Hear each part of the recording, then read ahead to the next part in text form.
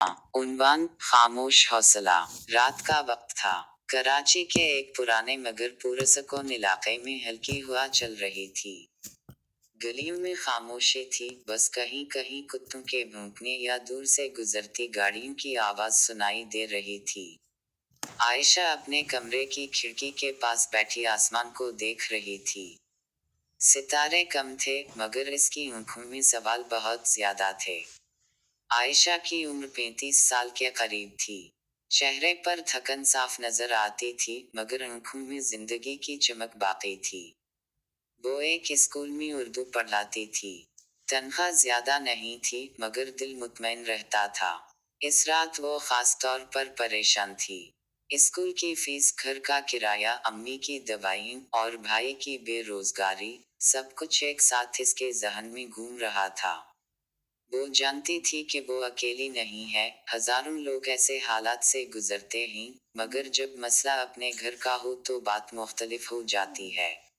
आयशा ने आहिस्ता से आंखें बंद की और एक गहरी सांस ली। इसे अपनी अम्मी की बात याद आई, बेटा, जिंदगी में शोर मचाने से ज्यादा ताकत खामोशी में होती है। जो इंसान सब्र के साथ चलता है, वो देर से सही मगर गिरता नहीं। आयशा के अब्बू का इंतकाल 5 साल पहले हो गया था। इस दिन के बाद घर की सारी जिम्मेदारी अचानक इसके कंधों पर आ गई थी। इब्तिदा में उसे लगा था कि शायद वो ये सब नहीं संभाल पाएगी, मगर वक्त ने उसे मजबूत बना दिया। वो सुबह स्कूल जाती, दोपहर को ट्यूशन पढ़ाती और रात को अम्मी के साथ बैठकर घर के काम निपटाती। इसकी जिंदगी में कोई बड़ा ख्वाब नहीं था। ना इसे बहुत अमीर बनने का शौक था, ना शोहरत की ख्वाहिश। बस एक सुकून भरी जिंदगी, जिसमें किसी का हक ना मारना पड़े, यही इसका उसूल था। लेकिन जिंदगी हमेशा उसूलों पर नहीं चलती। एक दिन स्कूल में नई प्रिंसिपल आई। उनका नाम मिसेज नाइला था। शुरू में वो नरम मिजाज लगी, मगर चंद हफ्तों में ही उनका असल मिजाज सामने आ गया। वो उन असातिज़ा को तरजीह देती थी जो उनकी हर बात मान लेते, चाहे वो गलत ही क्यों ना हो। एक दिन आयशा को बुलाकर कहा गया, आयशा, अगले हफ्ते इंस्पेक्शन है। हमें बच्चों के रिजल्ट बेहतर दिखाने होंगे। कुछ नंबर्स एडजस्ट करने पड़ेंगे। आयशा ने चौंक कर कहा, मैडम, ये तो गलत है। बच्चे जितना लिखते हैं, इतना ही मिलना चाहिए। मिसेज नाइला के चेहरे पर मुस्कुराहट जम गई। गलत और सही बाद में देखेंगे। अभी स्कूल की साख अहम है। इस रात आयशा को नींद नहीं आई। वो करवटें बदलती रही। अगर वो इनकार करती तो नौकरी खतरे में पड़ सकती थी, और अगर मान जाती तो अपने ज़मीर से नजरें नहीं मिला पाती। सुबह फजर के बाद उसने दुआ की, या अल्लाह, मुझे वो रास्ता दिखा जो दुरुस्त हो, चाहे वो मुश्किल ही क्यों ना हो।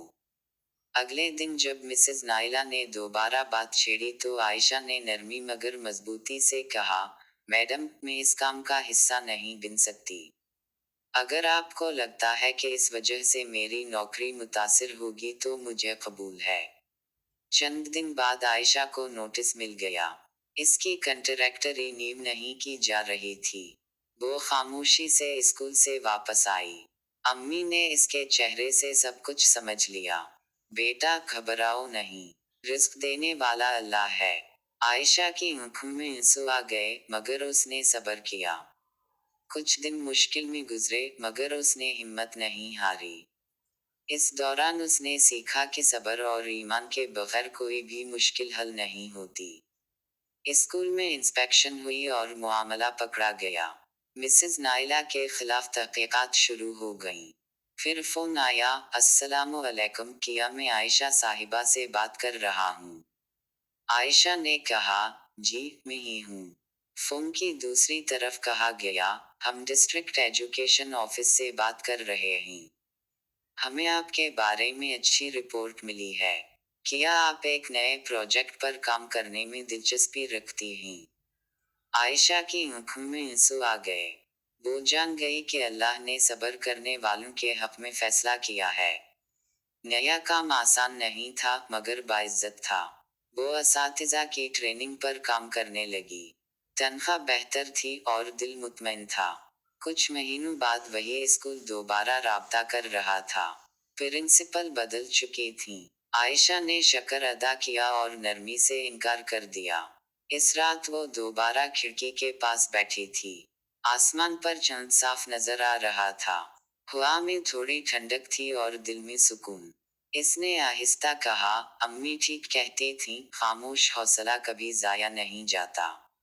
सबक: जिंदगी में वक्ती फायदे के लिए उसूल छोड़ देना आसान होता है, मगर जो लोग खामोशी से दुरुस्त रास्ते पर चलते हैं, वक्त खुद उनके हक में फैसला कर देता है। सब्र करने वालों को आखिर में सुकून और इज्जत दोनों मिलती हैं। इख्तिताम।